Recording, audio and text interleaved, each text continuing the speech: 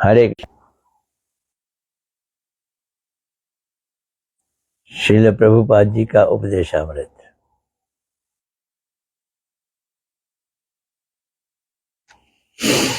आइए आज का पहला प्रश्न लेने से पहले श्री गुरुदेव को प्रणाम कर लेते हैं। नमो विष्णुपदाय राधिकाय प्रियात्मने श्रीमद् भक्ति वेदांत नारायण गोस्वामी इति नामने श्री कृष्ण लीला कथने सुदक्षम उदारे माधुर्य गुणैश्च युक्तम वरम वरेण्यं पुरुषं महांतम नारायणं तमाम शिरसा नमामि।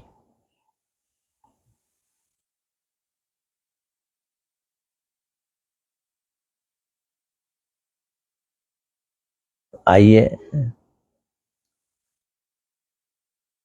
उपदेशामृत में आज क्या है पहला प्रश्न देखते हैं।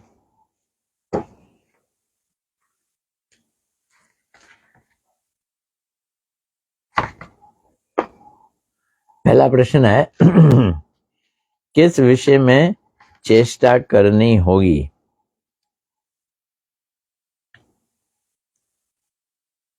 मनुष्य शरीर में ही नहीं, किसी भी शरीर में जो जीवित है, क्योंकि उसमें जीवात्मा है तो चेष्टा होती ही है। बिना चेष्टा के नहीं रहता आदमी।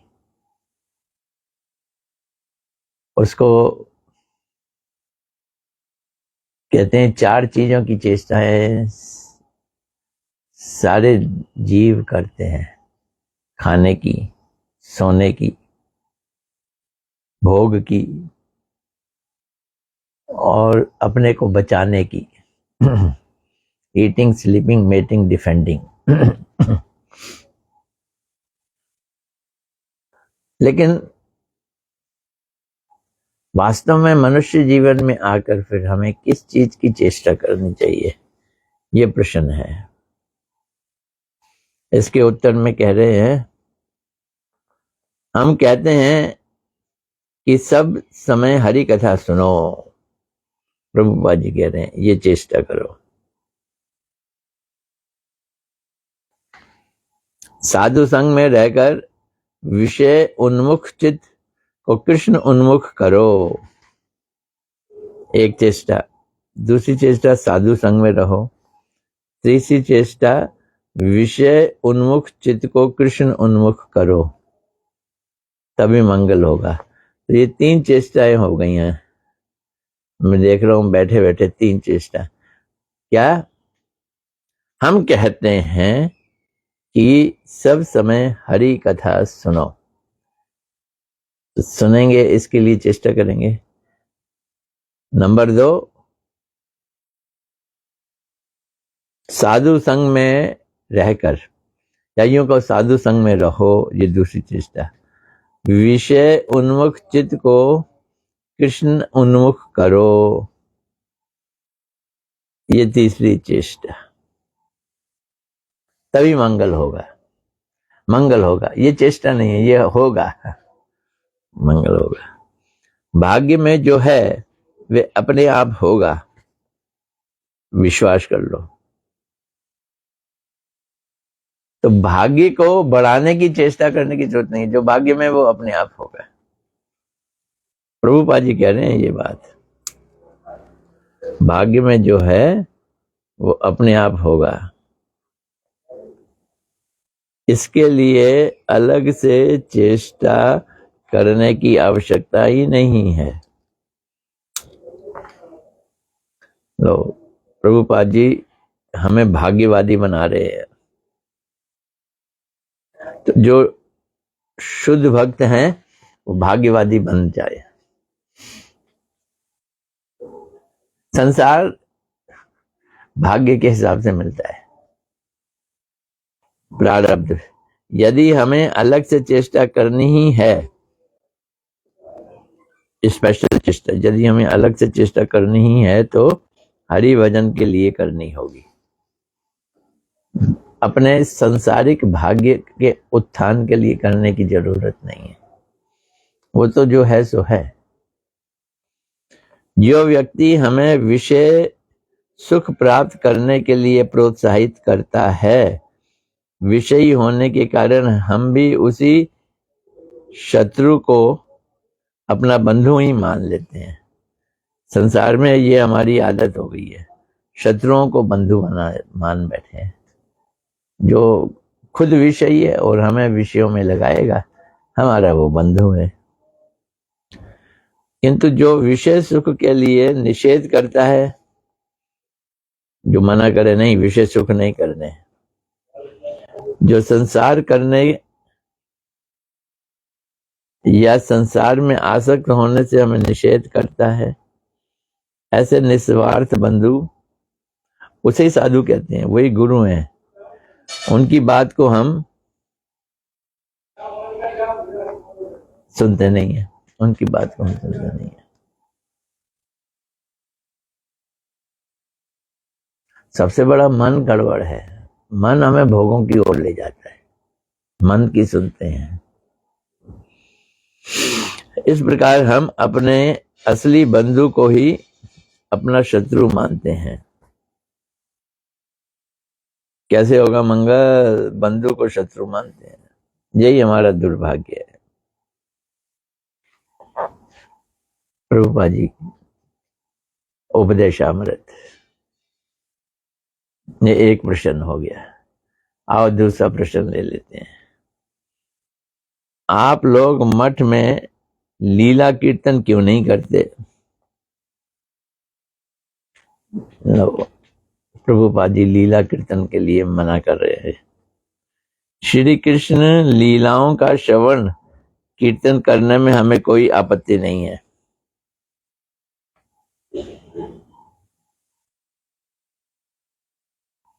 श्री हरि की लीलाओं का श्रवण कीर्तन करना ही होगा, तभी बद्ध जीवों का कर्म वीरत्व की कहानी, तभी बद्ध जीवों के कर्म वीरत्व की कहानी या ग्राम कथाओं के श्रवण कीर्तन में स्वाभाविक रुचि या आग्रह दूर होगा। हमें रुचि है, ग्राम कथा सुनने की रुचि है। कोई रिश्तेदार, घर वाले बातचीत करने लगे, उसके घर में ये हो गया, उसके घर में ये हो गया, उसके बच्चे की शादी हुई, उसके बच्चे की शादी टूट गई, वगैरह वगैरह, ये सारी बातें हैं।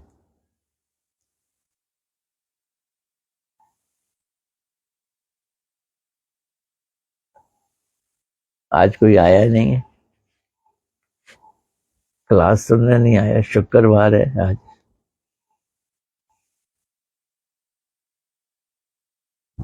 चलो एक प्रश्न तो हो चुका है। दूसरे प्रश्न में मैं कह रहा था कि हमें संसारिक बातें सुनने में रुचि होती है। मैं देखता हूं एडवर्टाइजमेंट आते हैं यूट्यूब में, जब हम कथाएं वगैरह देखते हैं तो एडवर्टाइजमेंट भी, कहानियां आती हैं, उसमें कहानियों के ऐड होते हैं तरह तरह की। गरीब बच्चे ने ये कमाल कर डाला, तलाक के बाद फिर मिलन हुआ। ये चीजें सुनने में बड़ी दिलचस्पी लगती है। ग्राम कथा है। एक कथा सुन रहा था मैं, बहुत अच्छा लगा। जब बिलमंगल ठाकुर को भगवान हाथ पकड़ के ले जा रहे थे वृंदावन, वृंदावन पहुंचकर भगवान ने कहा, लो जी तुम्हारा वृंदावन आ गया, अब मैं चलता हूं। वो हाथ छोड़ने को तैयार नहीं, बिलमंगल आप भगवान है, मैं समझ गया हूं। वो कहते नहीं, मैं तो यहाँ का ग्वाला हूं। हाथ छुड़ा लिया उन्होंने, भगवान ने। तब इन्होंने बोला, हाथ छुड़ात जात हो निर्मल जान के मोए, हृदय से निकल के दिखाओ तो सबल जानू मैं तोए। ये सुनकर भगवान पिघल गए। भगवान ने कहा, ठीक है, कर मेरे दर्शन, तेरे को आंखें देता हूं। बिलमंगल ठाकुर की आंखें आ गईं। उसने झिक के भगवान के दर्शन किए। भगवान ने कहा, वर मांगो। बोलते, मुझे फिर अंधा कर दो। जिन आंखों से आप सच्चिदानंद को देखा, सतचित आनंद को देखा, आपके दिव्य स्वरूप को देखा, उससे अब मैं फिर कथा करने वाले कहते, उससे अब मैं फिर मल मूत्र के भांड नहीं देखना चाहता। सारी दुनिया के लोग, सारे जीव मल मूत्र के भांड हैं, कोई तो सच्चिदानंद नहीं है। अंदर से मलमूत्र है, इसलिए भांड मैंने बर्तन हो गए, लेकिन बाहर भी तो क्या है? चमड़ी।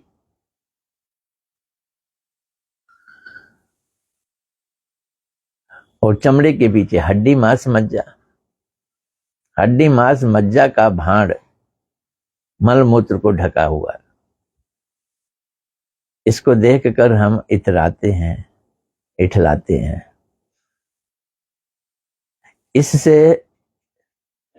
इससे चिपक कर सुख लेने की कोशिश करते हैं,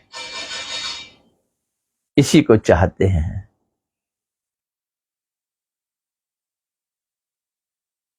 अंदर से भी गंदगी जहां और बाहर से भी गंदगी जहां।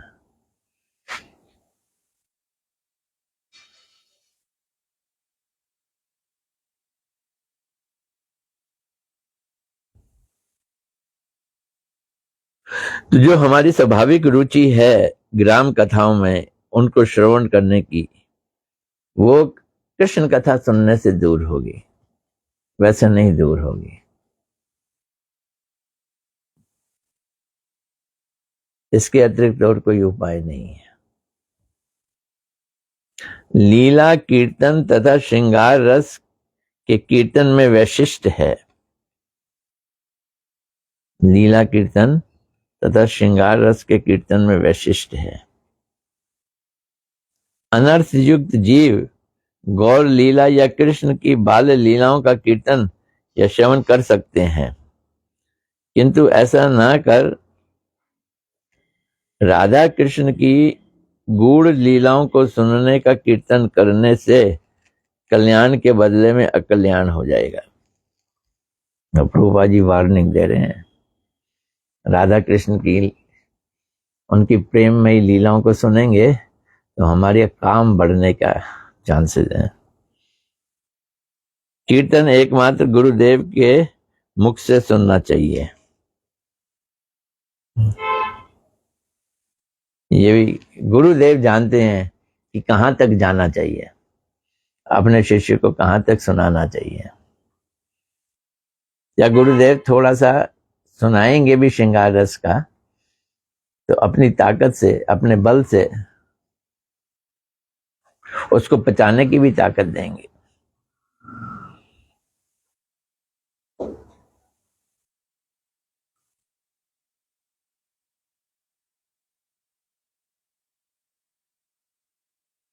वास्तविक भक्त का विचार होता है कि मैं केवल श्री गुरु मुख निसृत हरि कथा एवं शुक मुख विगलित भागवत की कथा ही श्रवण कीर्तन करूंगा। मैं गुरु के मुख से या गुरुनिष्ठ शुद्ध भक्त से ही गौर विहित कीर्तन, कौन सा कीर्तन? महाप्रभु से संबंधित गौर विहित कीर्तन या कृष्ण नाम रूप गुण लीलाओं का ही कीर्तन श्रवण करूंगा। इसके अतिरिक्त किसी से भी श्रवण नहीं करूंगा। अपने से श्रेष्ठ व्यक्ति से ही कीर्तन एवं श्रवण करना होगा। यह भी जरूरी है। किससे सुनो? जो आपसे श्रेष्ठ हो। उसके अतिरिक्त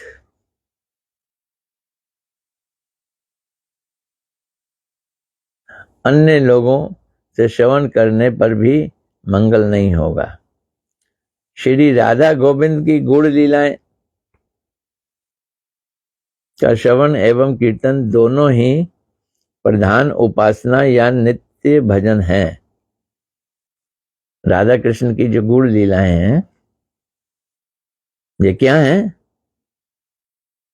इनका श्रवण या कीर्तन दोनों ही प्रधान उपासना या नित्य भजन है।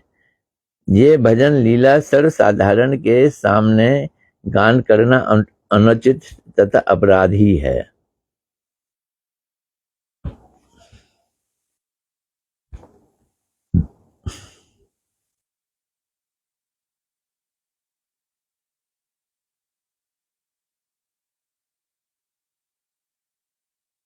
आचार्यों के इस वाक्य को याद रखो, आपन भजन कथा न कहिए यथा तथा। इधर उधर ये कथाएं नहीं कहो।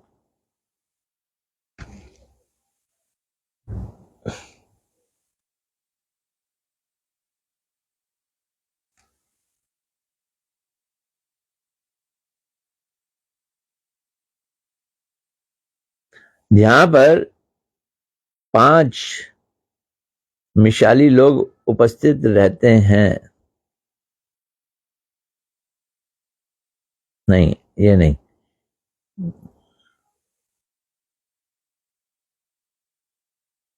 हाँ, जहाँ पर 5 मिशाली लोग उपस्थित रहते हैं वहां पर नाम तथा प्रार्थना एवं दास्य रस का कीर्तन करना उचित है।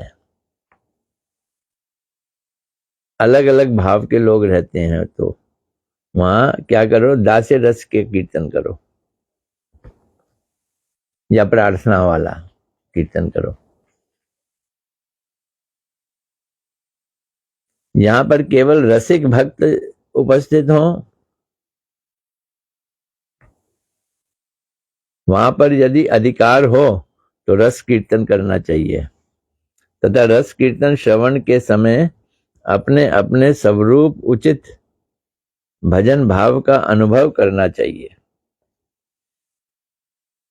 वरना क्या होगा, हित के स्थान पर अहित हो जाएगा। ऐसा करने पर यदि लीला कीर्तन पद्धति उठ भी जाए तो उठने दो, इससे भी लोगों का उद्धार ही होगा।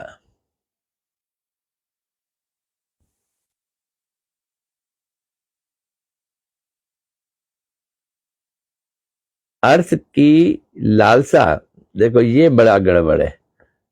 हम लोग श्रृंगार रस की बातें, राधा कृष्ण की बातें ये सुनाएंगे तो पैसा मिलेगा। इंद्रिय सुख प्राप्ति की आशा से जहां तहां रस गान होने देने तो नितांत ये कली का कार्य है। ये कार्य किसका है? कली का है। ये बात समझ लो।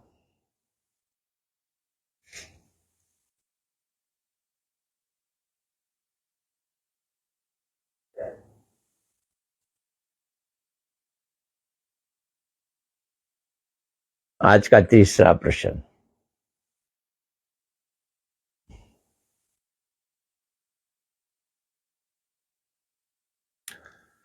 जड़ जगत के साथ पर जगत का क्या कर्तव्य है? रह तो रहे हम जड़ जगत में, बात करें पर जगत की, हमारी ड्यूटी क्या है वास्तव में? संसारी लोगों को कहते हैं अपना संसार का कार्य करते रहो, अपने जड़ जगत की कर्तव्यों को निभाते रहो, साथ में थोड़ी सी भक्ति भी कर दो।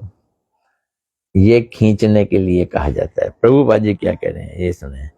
ये जड़ जगत उस अप्रकृत नित्य जगत का है और असंपूर्ण प्रतिबिंब है।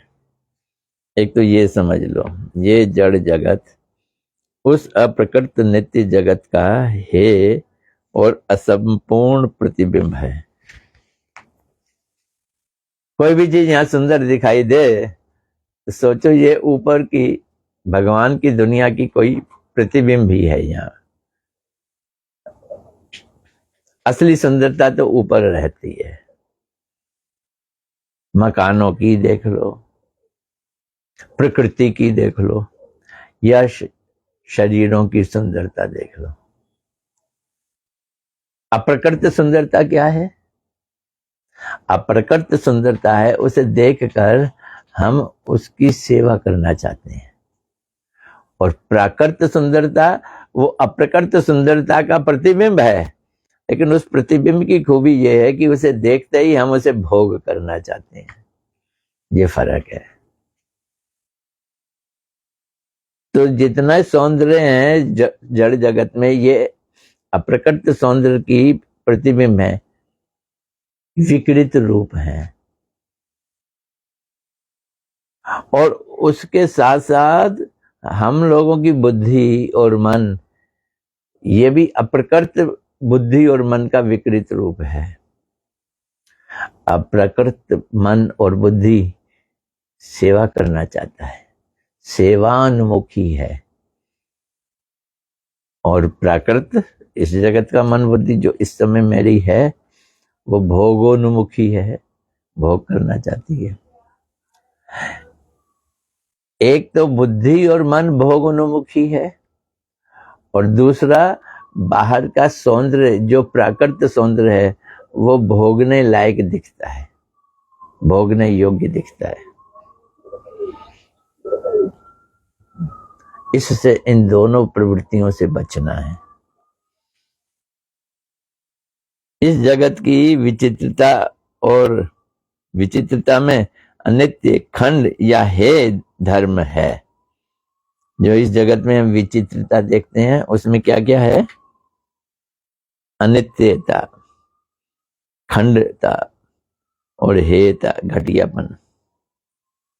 क्योंकि इस जगत की विचित्रता उस नित्य जगत की विचित्रता की प्रति छवि है, प्रतिबिंब है। तो वहां वैरायटी है तो यहां भी वैरायटी है। वहां श्रेय है, यहाँ हेय है। वहां नित्य निरंतर है, यहाँ अनित्य है। वहां अखंड है, यहाँ खंड है।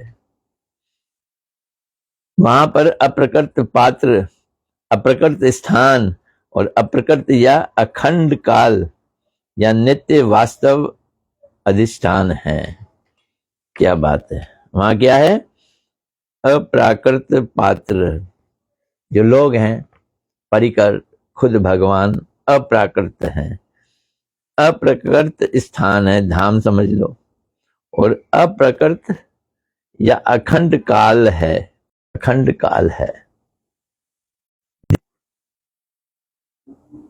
वहां पर विषय वस्तु का अद्वितीय किंतु आश्रय वस्तु का बहुत्व होने के कारण एक आए एक एकतान का अभाव नहीं है। क्या बात है! वहां दो चीजें हैं, विषय और आश्रय वस्तु।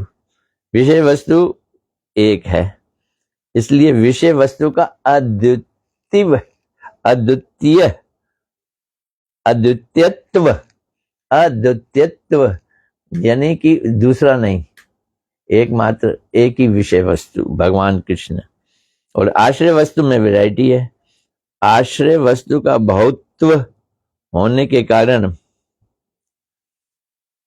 एक जतान का अभाव नहीं है, एक के तान का अभाव नहीं है। विषय के बहुत्व स्वीकार में ही दोष है।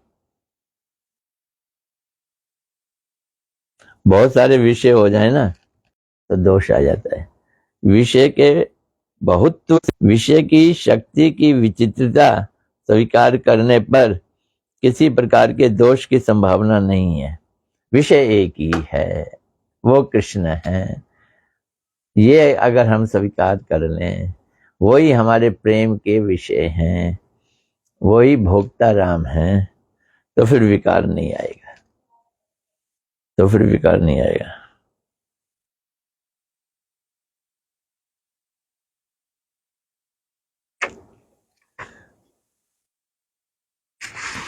एक प्रश्न और है,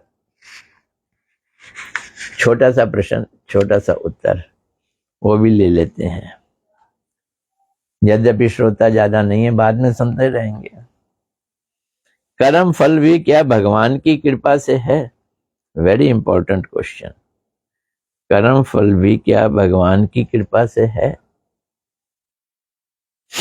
बुद्धिमान व्यक्ति अपने कर्म फल को भगवान की अनुकंपा मानकर उनका भोग करते करते तन मन वचन से भगवान में आत्म समर्पण पूर्वक जीवन धारण करते हैं। नियम तो ये है, जो बुद्धिमान लोग हैं वो क्या करते हैं? अपने कर्म फल को, है तो कर्म फल ही, पर भगवान की अनुकंपा समझते, तत्वेनुकंपा सुसमीक्षमाणो, अपने कर्मों के फल को, सुख दुखों को क्या समझते हैं? भगवान की कृपा, अनुकंपा, और ये भगवान दे रहे हैं इसलिए उसे भोग करते हैं, खुशी खुशी भोग कर लेते हैं।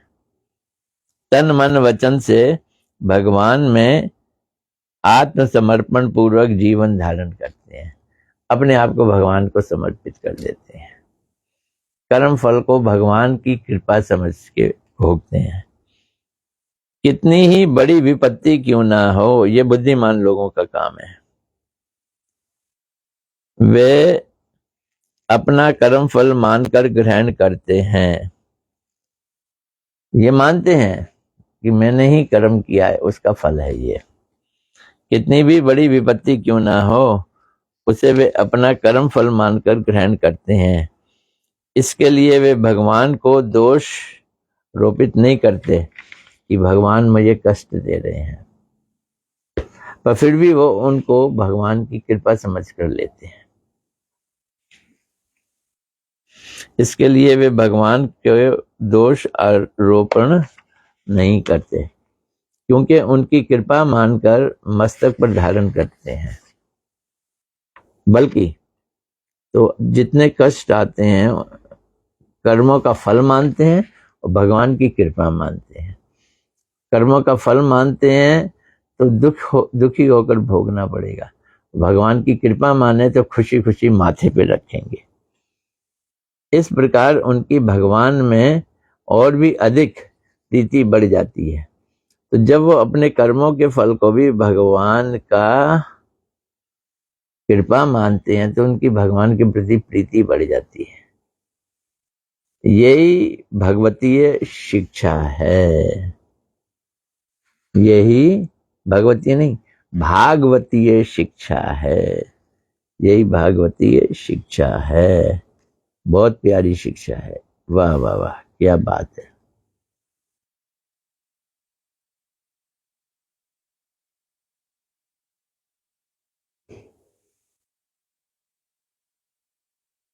चलो आज इतना ही रखेंगे,